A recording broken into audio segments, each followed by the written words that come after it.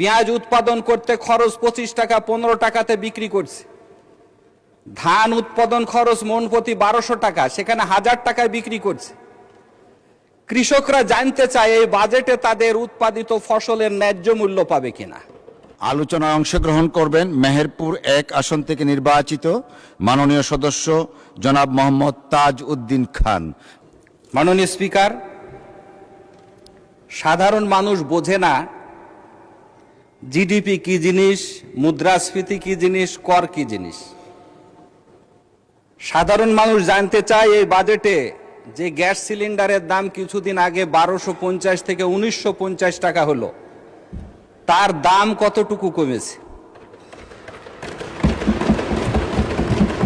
সাধারণ মানুষ জানতে চায় রাতারাতি যে বিদ্যুৎ এবং জ্বালানির দাম বৃদ্ধি করা হলো, তা কতটুকু কমেছে।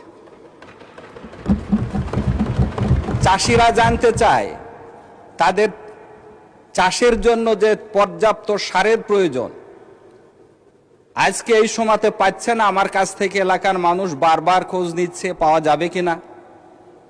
আবার 1300 টাকার সারে যদি 500 টাকা বেশি দেওয়া হয়, তাৎক্ষণিকভাবে পাওয়া যাচ্ছে। এই ব্যবস্থাপনাটা ঠিক হবে কিনা এই বাজেট।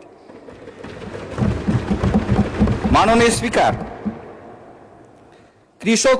কৃষকের উৎপন্ন ফসল যেটা সাধারণ মানুষ চাল ডাল ভোগ করবে, এর উপরে উৎসকর না রাখার কারণে দামটা কম থাকবে। কিন্তু কৃষকের উৎপন্ন ফসলের মূল্য, পেঁয়াজ উৎপাদন করতে খরচ 25 টাকা 15 টাকাতে বিক্রি করছে। ধান উৎপাদন খরচ মন প্রতি 1200 টাকা, সেখানে 1000 টাকায় বিক্রি করছে। কৃষকরা জানতে চায় এই বাজেটে তাদের উৎপাদিত ফসলের ন্যায্য মূল্য পাবে কিনা।